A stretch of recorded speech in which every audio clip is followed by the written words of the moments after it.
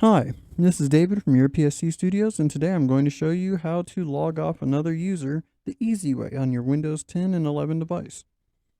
Now, instead of having to log into the other account just to sign it out, you can right-click on your taskbar, go to Task Manager, and it may show up with the fewer details. You can go ahead and click More Details, click on the Users tab, and find the account that you want to sign out. I have the test account. I'm currently logged in as OS admin. So I'll go ahead and right click on the test account, click sign off, and click sign out user. It's going to prompt you to let you know if the user has unsaved data. It will be lost or might be lost. You'll go ahead and select sign out user.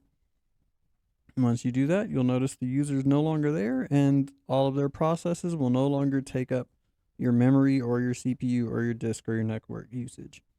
That's it. Hope that helps. If you liked the video, hit like, hit subscribe, share it with others. Check back later for more amazing content. Thank you.